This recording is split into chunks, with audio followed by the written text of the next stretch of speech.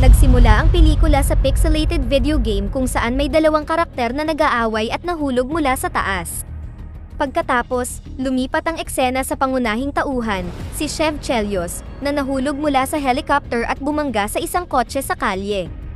Tumalbog siya sa bubong ng sasakyan at napahiga sa gitna ng kalsada malapit sa junction.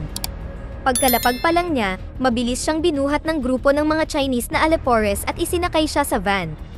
Nang maglaon, nang magising si Chef, nasa temporary hospital siya, at nakita niyang inaalis ng mga doktor ang kanyang puso. Sa sandaling iyon, isang lalaking nagngangalang Johnny Vang ang pumasok sa operating room at gumawa ng kakila-kilabot na bagay. Naghulog siya ng abo sa puso ni Chef mula sa kanyang sigarilyo, na ikinagalit ng mga doktor. Agad nilang pinalabas sa silid si Johnny at pinalitan ang puso ni Chef ng artipisyal upang mapanatili itong buhay hanggang sa makuha nila ang iba pang mga organs. Lumalabas na ang mga doktor ay nagtatrabaho para kay Johnny, na isang organ smuggler. Pagkatapos ng heart transplant, nawala ng malay si Chef. Sa sumunod na eksena, sinuri ng babae ang temperatura ng kanyang katawan. Gumamit siya ng thermometer sa pagitan ng kanyang mga binti at nagising siya. Pagkaraan ng ilang sandali, narinig ni Chef ang dalawang doktor na pinag-uusapan ang pagkuha sa iba pang organs niya, kabilang ang pribadong parte. Dahil dito ay nagalit siya, kaya binugbog niya ang mga doktor. Pagkatapos ay napansin niya ang dilaw na battery pack na nakakabit sa baywang niya, ngunit hinayaan niya ito at lumabas ng silid. Hubot-hubad, naglakad siya sa gusali hanggang sa makakita siya ng mga damit sa apartment na pagmamay-ari ng bayaran. Pagkatapos niyang isuot ang mga iyon ay umalis na siya sa lugar. Mabilis siyang sinundan ng mga tauhan ni Johnny sa labas at tinutukan siya ng baril. Gayunpaman, nagawa ni Chef na talunin siya ng napakadali. Pagkatapos ay tinakot niya ang isa sa kanila upang magbigay ng impormasyon at ipinahayag ng lalaki na si Johnny ang tumangay sa puso niya. Ibinunyag din niya na si Johnny ay matatagpuan sa Cypress Social Club. Kasunod nito, sumakay si Chef sa random na kotse, pinaandar ang makina nito, at umalis upang hanapin ang kanyang puso. Habang nagmamaneho patungo sa Cypress Social Club, nagsimula siyang makaramdam ng panghihina at napansin ang ilaw ng babala sa baterya na nagpapagana sa kanyang artipisyal na puso. Dahil dito ay nag-alala siya, kaya nagpasya siyang bumunot ng ilang wire sa kotse at ginamit ang mga ito upang muling kargahan ang baterya ng kanyang puso. Pagkatapos ay nanumbalik ang enerhiya niya at siya ay mabilis na nagtungo sa kanyang destinasyon. Habang nagmamaneho, tumawag si Chef sa kaibigan niyang doktor, si Dr. Miles. Pagkatapos ay ipinaalam niya ang kanyang kalagayan tungkol sa pagkakaroon ng artipisyal na puso at humingi ng solusyon upang mapanatili itong buhay. Ikinagulat ito ni Miles, at ipinaliwanag niya na ang mga artipisyal na puso ay hindi nagtatagal ng mahabang panahon. Kapag naubusan ito ng baterya, mayroon na lang siyang 1 oras upang mabuhay. Pagkatapos ay pinayuhan siya ni Miles na panatilihing naka-charge ang kanyang katawan at hanapin ang kanyang tunay na puso sa lalong madaling panahon. Habang papalapit si Chef sa Cypress Social Club, nakatagpo siya ng 2 mobster na humamon sa kanya na makipagkarera ng sasakyan. Gayunpaman, tinanggihan niya ang hamon at nagtanong na lamang ng direksyon patungo sa club. Sa kasamaang palad, sa maikling sandali na nag-ambala siya, bumangga ang sinasakyan ni Chef, na naging dahilan upang mawala ang baterya ng kanyang puso.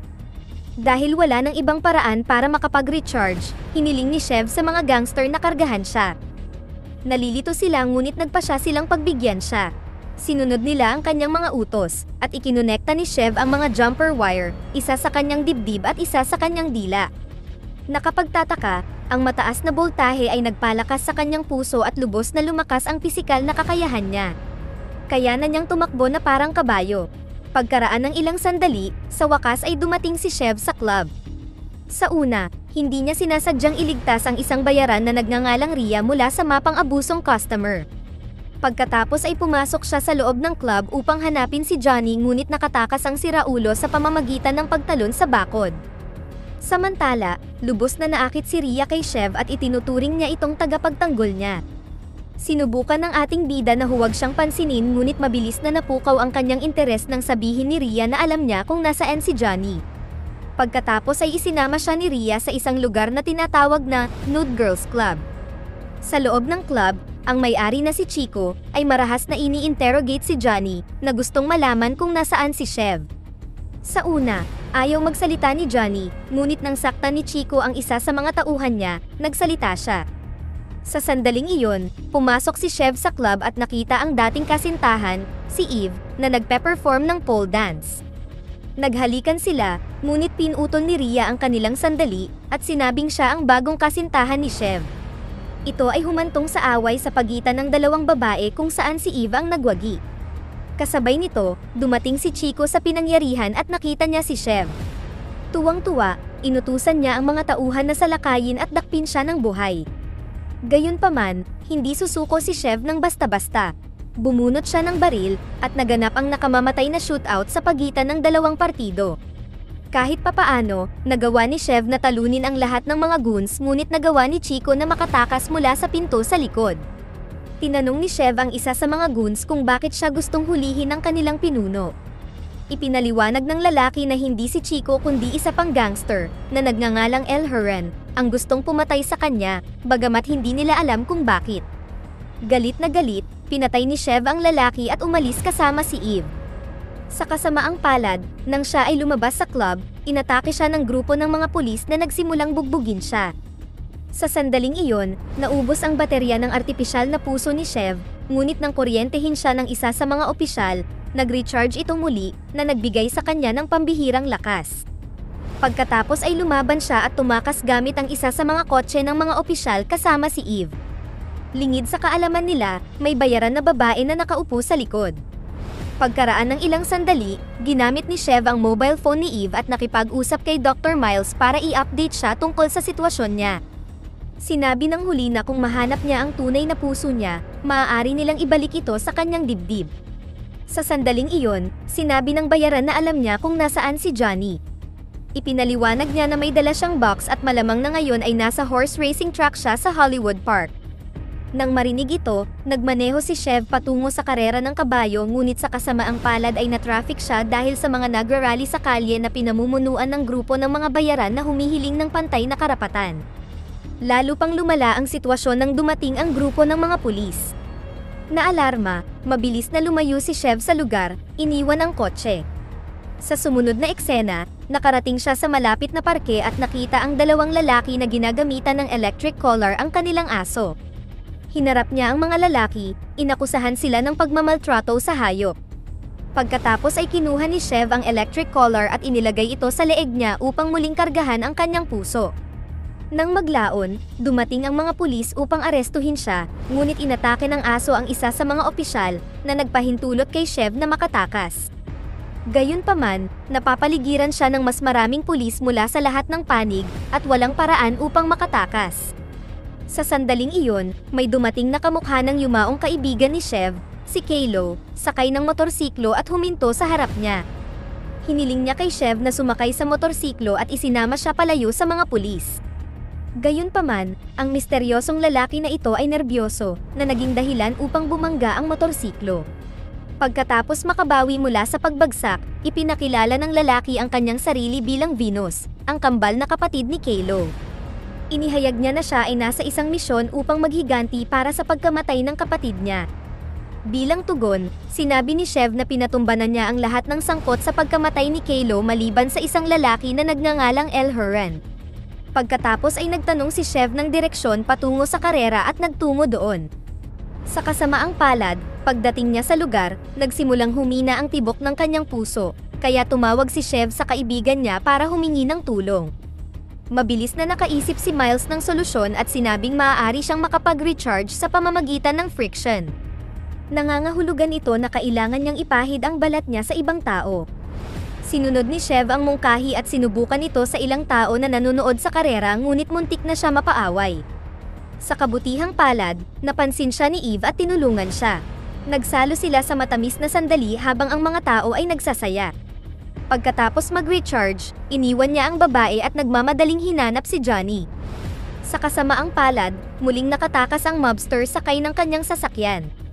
Kasunod nito, nang maharap sa problema si Chev sa security, isang Chinese gangster na nagngangalang Don Kim ang sumagip sa kanya sakay ng limo. Sa loob ng limo, tinanong ni Chev si Don Kim tungkol sa ninakaw sa kanya na puso at ipinaliwanag ng huli na tinanggap ito ng triad leader na nagngangalang Pundong.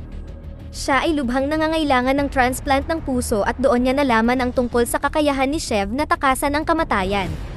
Kaya, binayaran niya ang mga tauhan niya ng malaking halaga para makuha ang puso ni Shev. Nang marinig ang lahat ng ito, nagtanong si Shev kung bakit siya iniligtas ni Don Kim. Isang masamang ngiti ang itinugon ng gangster at sinabing ihahatid niya si Shev kay Pundong. Hindi ito ikinatuwa ng ating bida at bilang resulta ay pinatay niya si Don Kim at ang buong squad nito.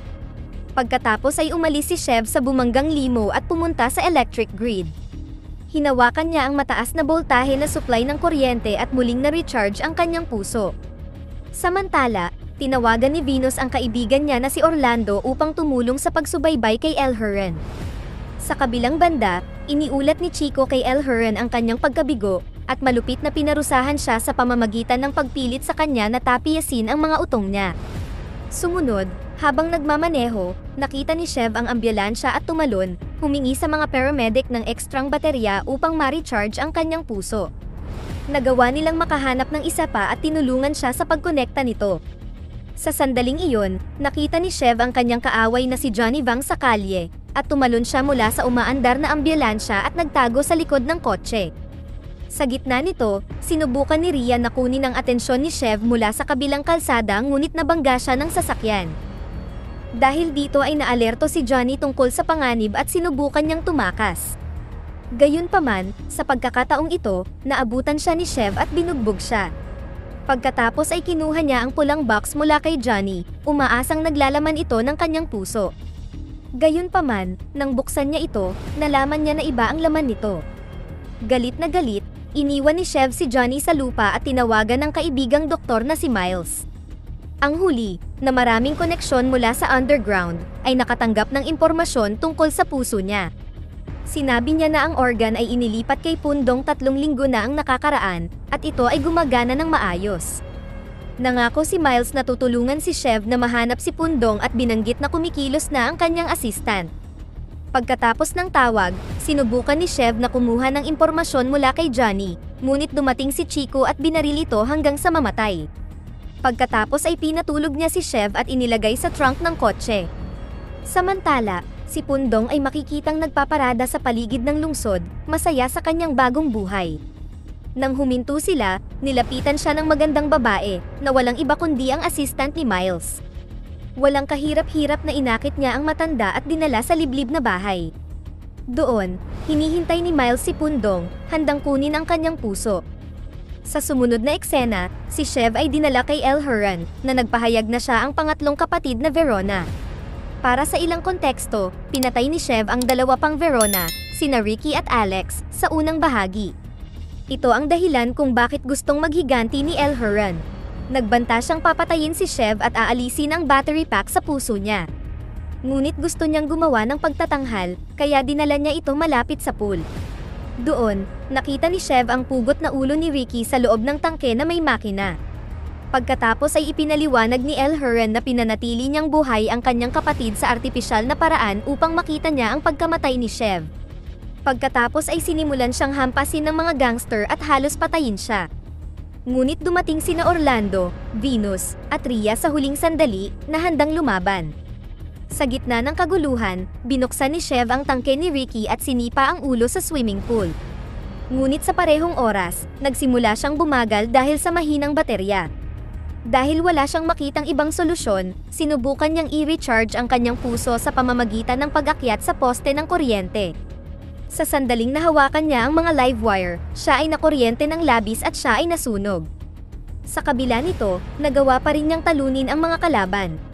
Pinatay din niya si El Huron at itinapon ang walang buhay na katawan nito sa swimming pool. Sa sandaling iyon, dumating si Rhea at Shev, habang nagkakaroon ng halusinasyon si Shev, at napagkamalan siyang si Eve kaya sinubukan niya itong yakapin. Sa kasamaang palad, dahil dito ay nasunog ang mga damit ni Rhea, na naging sanhi upang tumakbo siya palayo sa sakit. Nasusunog pa rin ang katawan ni Shev at nagsimulang masunog ang kanyang mukha. Hindi niya ito alintana at punong-puno siya ng lakas. Naglakad siya patungo sa kamera at ipinakita ang gitnang daliri, marahil para ito sa mga kaaway niya at hindi para sa ating manunood. Sa huling eksena, si Shev ay nasa malubhang kalagayan, at sinubukan ni Dr. Miles na muling ibalik ang kanyang puso. Pinanood ni Eve ang procedure, na mukhang nabigo, dahil hindi tumutugon si Shev. Gayunpaman, pagkatapos umalis ang lahat na nawalan ng pag-asa, himalang binuksan niya ang kanyang mga mata, at natapos ang pelikula. Dito na nagtatapos ang ating kwento.